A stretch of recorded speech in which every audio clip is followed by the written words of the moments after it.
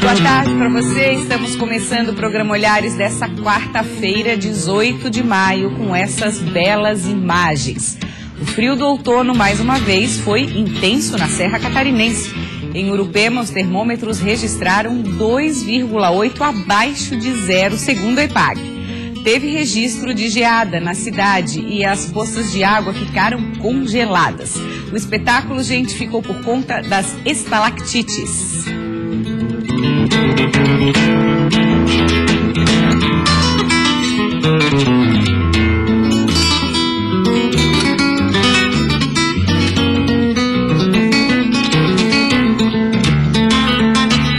Lindas imagens, né? E o inverno é uma época bastante propícia para tratamentos faciais, entre eles a hidratação da pele, que vamos saber mais no programa de hoje. Vamos mostrar para você também um caso onde a tecnologia é usada para fazer o bem. Olhem só que bacana, um aplicativo conecta a comida que sobrou a pessoas que passam fome. A iniciativa já doou mais de 360 toneladas de comida que iriam parar no lixo. Está planejando uma viagem? Quer levar seu bichinho de estimação? Sabe quais são os documentos necessários para isto? Viagens internacionais, por exemplo, exigem um atestado específico. O chamado passaporte para cães e gatos pode facilitar muito o embarque. Vamos falar também sobre depressão. Ela pode ter início em qualquer fase ou idade. Pesquisas estimam que de 2 a 5% das crianças apresentam depressão. Esse é o nosso primeiro assunto que nós vamos conversar. Bem-vinda, tudo bem? Tudo bem, o prazer é meu. Quando a gente fala depressão especificamente em crianças, tem a ver com a depressão materna necessariamente ou não? Pode ter relação, mas não é uma regra, né? Então, o que acontece é que a depressão pós-parto, a depressão materna, ela é um fator de risco para que o bebê venha a ter sinais de depressão para essa faixa etária, né? Já recém-nascido pode acontecer, doutora? Sim, pode acontecer, mas o tratamento tem que ficar bem claro que é, no caso, com a mãe, né? E com psicoterapia, principalmente, mas pode acontecer um bebê que que chora muito, que não dorme, né? Que nega o seio, às vezes, né? É a relação que está com algum problema. Então, pode acontecer sim, nesse período. Então tem que observar, claro, a mãe e esse bebê, né? Tem que ter um cuidado com a dupla, né? Com essa dupla. Claro que cada fase do desenvolvimento da criança acaba tendo características, sintomas que podem ser quadros de depressão. Nos bebês nós já falamos, a partir dos 2, 3 anos, alguma coisa que... Daí a criança pré-escolar, né, que é dos 2 até os 6 anos aproximadamente, que o que tem que ser cuidado é a questão que a criança fica mais ansiosa, com mais necessidade da presença da mãe, né? Acontece de ter uma mudança no comportamento, e o sono também é uma coisa que altera bastante. Na creche ou na pré-escola também as professoras têm que dar uma falada, conversada, porque a criança começa a falar só coisas assim, de conteúdo negativo. Ai, ninguém me quer nessa casa, a mãe não gosta de mim, ou ficar com muito medo que a mãe e o pai morram, né? Nunca falou nessas coisas, começar a falar isso. Isso tem que cuidar em períodos de separação, que é mais comum dos pais, né?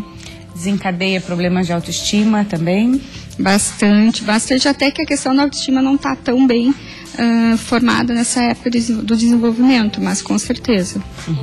E na idade escolar, eu acho que aparecem muitas características. Claro que tem sintomas e sintomas. Muitas vezes essa depressão pode ser um momento da vida da criança, pode ser uma fase. Como identificar isso? Assim, uma criança pode ficar triste, melancólica, de acordo com o estresse que está vivendo a família, né? Mas o que diferencia é o prejuízo em várias áreas da vida, na questão da escola, social, dentro da família, uma mudança onde a criança não consegue mais brincar com outras pessoas, né? Nem com adultos, nem com crianças. Não interage? Fica irritada, isola-se, tem muito sono, pouco sono. Então são várias coisas assim, mas sintomas bem gritantes e que estão prejudicando bastante a vida normal dessa criança. É quando a gente pode fazer esse diagnóstico, além de outros critérios, né, que são usados. Então, os sintomas não são iguais aos dos adultos, vamos colocar assim? Não são iguais aos dos adultos, até porque, geralmente, na infância, o que ocorre é uma agitação, né, uma agitação ansiosa, e uma disforia que a gente chama para um humor onde tem uma resposta muito exagerada, assim, a qualquer coisa que acontece.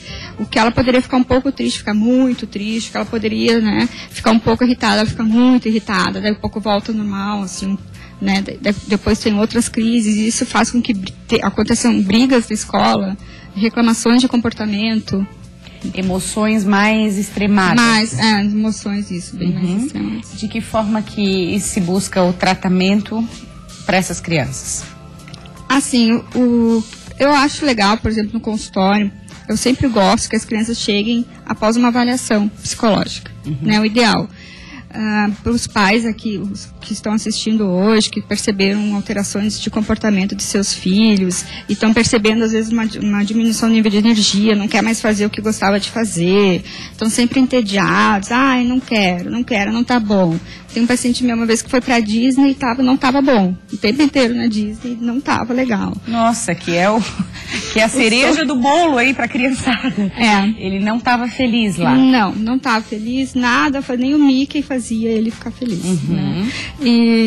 Então tem que cuidar, procura um bom profissional, porque às vezes crianças mais jovens é mais difícil de diferenciar isso. Eu estava pensando assim, porque dificilmente elas estão conhecendo ainda as emoções, estão se familiarizando, estão ganhando maturidade até para reconhecer essas emoções, tudo o que passa, dificilmente vão verbalizar, então vai muito mais da observação de pais, professores e responsáveis. E isso, tem que cuidar, tem que existir um cuidado com isso na escola, né? De orientar os pais, olha, leva um profissional, dá uma olhada. E o que eu estava falando da questão da psicoterapia é que é muito importante que a criança faça uma psicoterapia. Claro que às vezes é necessário o uso de medicamento, mas depois uma avaliação cuidadosa com um bom psicólogo. Tá ok. Doutora Tereza Cristina, um prazer recebê-la aqui no Olhares. Muito obrigada. Eu que agradeço.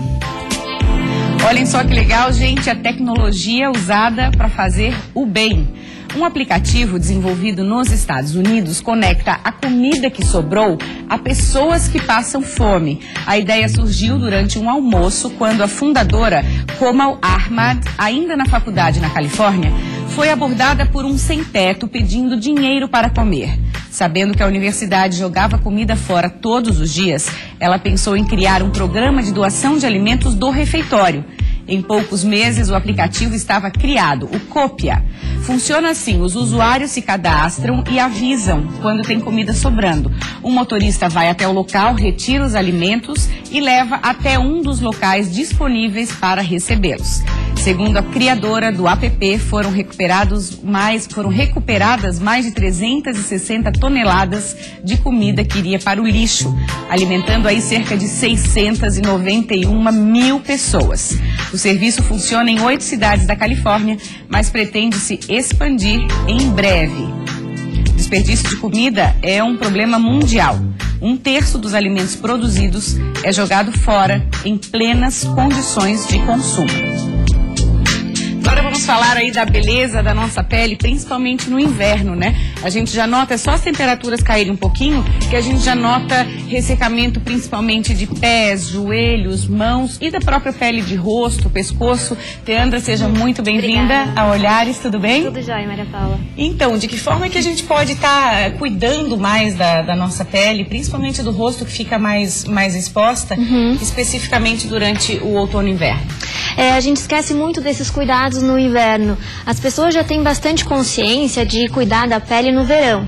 As pessoas já sabem dos malefícios que o sol traz, mas as temperaturas baixas que ocorrem no inverno também prejudicam muito no sentido de ressecamento e de desidratação da pele, né?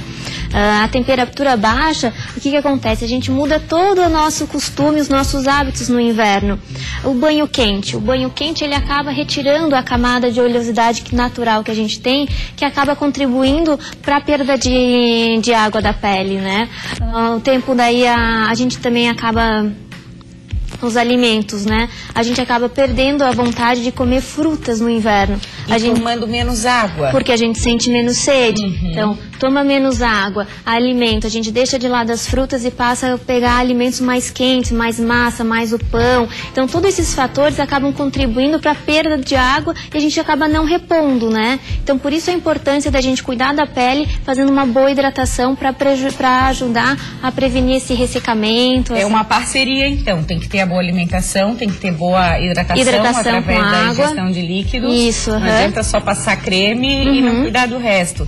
E os tratamentos. E essa parte de tratamento, o que tem de mais atual, vamos dizer assim, na hora de hidratar a pele do rosto? A gente traz aqui as máscaras hidratantes, né? Existem já máscaras específicas para hidratação, para melhorar bastante essa parte de retornar a água, hidratar esse desequilíbrio, né, da pele que acontece no inverno. Então a gente pode fazer assim, a sequência do tratamento é uma máscara que ela é rica e essa máscara que eu estou trabalhando atualmente, ela é manteiga, o princípio ativo é manteiga de cupuaçu. Ela tem um poder de hidratação muito alto, diferente das outras máscaras, né? E diferente do hidratante que a gente usa no dia a dia. Então, a gente tem bastante cuidado com os cabelos, a gente tem que ter com a pele também. Essa parte de hidratação profissional, ela tem um poder muito mais de hidratação. Ela é muito mais intensa e profunda, né? Essa hidratação, ela faz o processo, né, na prática, é direto no rosto ou tem algum procedimento antes? Não, ela não utiliza nenhum aparelho, é o atendimento totalmente manual e com cremes, né? Então, primeiro a gente faz uma higiene da pele. Por que eu falei higiene e a gente não fala em limpeza? Porque limpeza é aquele procedimento que a gente passa aquele vapor para abrir os poros, faz a extração dos cravinhos, né? Tem toda aquela sequência. Aqui a gente fala em higiene, que é só um sabonete associado a um esfoliante para limpar e tirar as impurezas do dia a dia, desobstruir os poros, para depois preparar essa pele para depois aplicar a máscara, né? Algumas pessoas que têm pele mais oleosa, tem algum problema passar um creme assim mais pesado? Não tem problema. A diferença de uma pele oleosa e uma pele ressecada é porque a frequência de uma hidratação vai ser menor, porque ela já tem essa oleosidade natural da pele. Então ela pode fazer sim, só que essas pessoas sofrem menos com o inverno, né? Com as temperaturas baixas. E aí para pele oleosa o indicado é fazer de quanto em quanto tempo? Aí a gente faz uma boa avaliação, porque depende do grau de oleosidade também, né? Tem vários, então, dependendo do grau da oleosidade, a gente faz uma vez por semana ou até 15 em 15 dias, né? Varia, porque no inverno, mesmo as peles oleosas, elas acabam tendo uma diminuição dessa oleosidade natural da pele, né? E lógico, essa máscara hidratante, ela é muito mais específica para as peles secas e desidratadas, né? Mas quem tem pele oleosa também pode fazer sim. E Pedra, me diz uma coisa, resultado, já sai assim da clínica, se olhando no espelho, se achando linda? Fica, a pessoa já passa a mão, eu fiz segunda-feira. Ela fez pra vir olhar, gente. Preparei a pele. Pode passar. É bem aveludada, né? Linda, eu já vi quando você chegou assim. Não passei nenhuma base, não tô com nenhuma maquiagem, pra mostrar mesmo essa textura de aveludamento da pele, né? Ela fica um toque bem mais agradável, suave e é nítida, é instantânea. A pessoa faz ali, a sessão é rápida, uns 40 minutos e a pessoa já sai ali, ela já tem essa sensação de melhora da pele, da textura, o toque é agradável, fica a pele mais brilhosa, mais viçosa. Toda essa parte de regeneração da pele já é sentido no final da sessão. Eu sempre ouvi falar que rosto a gente deve considerar junto o pescoço e a parte do colo. É verdade isso? Quando a gente fala em rosto, a gente pega sempre pescoço também. Isso é importante também, que as pessoas, quando até vão na praia ou um creme, elas sempre passam até aqui, até a linha aqui do queixo. Como se existisse uma barreira aqui, né? E não, tem que tratar pescoço e colo também, né? E aí essa hidratação faz pescoço e colo? Faz, a gente procura... Valores, mais ou menos, eu sei que cada caso é um caso, mas por uma... É um tratamento simples e rápido, então o custo-benefício fica bem bom para os pacientes, né? Vale a pena. Vale a pena, o investimento é pequeno e o resultado é bem gratificante. Tá certo, quero agradecer muito a sua presença. Até a próxima. Até mais. Obrigada. Deixa eu falar agora, gente, sobre passaporte para animais. E eu começo perguntando para a Mariana, que está aqui com a gente, ela é veterinária. Tudo bem? Bem-vinda? Tudo bom, Maria Paula? Quando prazer. A gente fala em passaporte para animais, é obrigatório quando eu vou fazer uma viagem para o exterior? É obrigatório a apresentação desse documento? Não é obrigatório, tá? Qual a vantagem de se ter o passaporte? Você vai ter tudo no mesmo documento. Porque para fazer uma viagem, mesmo em território nacional, é necessário que o proprietário do pet leve com ele a carteira de vacinação em dia do animal e também um atestado veterinário de que aquele animal ele está em condições de saúde física, né, para fazer o transporte. Então, a intenção do passaporte é unificar toda essa documentação e o proprietário sempre atualizá-lo, né? Então, as vacinas que são necessárias anuais, também a vacinação vai estar registrada no próprio passaporte. Tá, é mais então um documento para facilitar essa burocracia. Isso, unificar essas documentações, inclusive tem até a foto, né? Para fazer o passaporte é necessário levar 2 fotos 5x7 do animalzinho. Carimbo as patinhas também, então, né? Não. Mas o que é necessário é que o animal tenha microchip. Tá, isso que eu queria falar, assim, da questão, como é que, olha que bonitinho, a gente tá tendo um exemplo aí dos passaportes, é para cachorros e gatos? Isso, para cães e gatos, isso mesmo. Tá, e o microchip, como é, olha a Mel, que bonitinha. E para microchip, como é que funciona? O animal tem que ser microchipado? Isso, aí ele pode ir em um veterinário, de preferência até o próprio veterinário do animalzinho, ele pode fazer essa microchipagem. A dica que eu dou é que o microchip, existem diversas marcas, né, no mercado, que ele tenha o certificado da ISO 11784 ou 11785, porque alguns leitores não fazem a leitura de alguns microchips. Então, principalmente quando vai para fora do Brasil, e aí os leitores são diferentes, para não acontecer esse tipo de problema. Já é bom pensar nisso. Isso, então pergunta para o veterinário, questiona isso quando for fazer a microchipagem do animal, se esse microchip é certificado, tá? Para que serve especificamente esse microchip? Esse microchip seria a identificação do animal, seria como se fosse a digital do animal, porque é individual, cada animalzinho vai ter um número de série do microchip. O tutor levar o animalzinho para fazer o passaporte, o veterinário do Ministério da Agricultura ele faz a leitura daquele microchip para certificar de que aquele animal é o que vai ser do documento. E na documentação vai estar o número do microchip que foi colocado no próprio animal. É tão importante, né, Mariana, quando está tudo certinho, que é um problema menos, né? A gente quer embarcar com tranquilidade e existem normas a serem seguidas. Isso, exatamente. É fácil tirar um passaporte? Como proceder? Então, é bem tranquilo. O que vai precisar de documentação, você vai, de preferência, já vai ao veterinário para atualizar as vacinas. Então tem que estar a carteira de vacinação em dia, tem que ter um atestado veterinário assinado pelo veterinário. Esse atestado ele tem a validade de 10 dias. Então, para a hora que levar esse atestado, tem que estar dentro desse prazo, tá? E aí tem que levar as 2 fotos, 5x7, comprovante de residência do proprietário, do tutor, que vai estar no passaporte. Então, e o comprovante de residência e o documento com foto do tutor também. Tá, e faz aonde? Então, isso cada cidade tem um local específico. Aqui em Florianópolis, por exemplo, fica no escritório mesmo do Ministério da Agricultura, que fica no aeroporto. Geralmente é em algum porto ou aeroporto da região. Então, procura no site do Ministério da Agricultura, Pecuária, Abastecimento, a gente conhece também como MAPA, o local que é mais próximo da residência, né, da pessoa. E tem validade especificamente esse passaporte? Não, o passaporte não tem validade. Todas as observações, as vacinações anuais vão ser colocadas todas no passaporte, daí por diante. Ele não tem validade e o mais interessante, ele não tem custo também, tá? Opa, isso é importante. Ele não é cobrado, é feito de forma gratuita.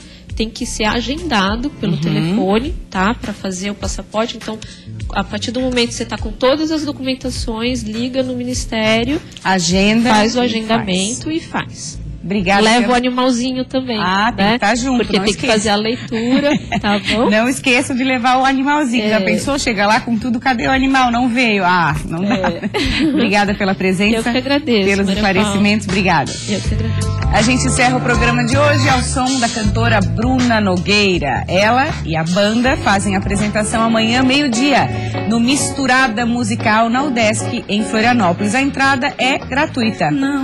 Vem aí o quadro de divulgação programação. Logo depois, Repórter Band com Nader Kalil. Boa tarde pra você e até amanhã.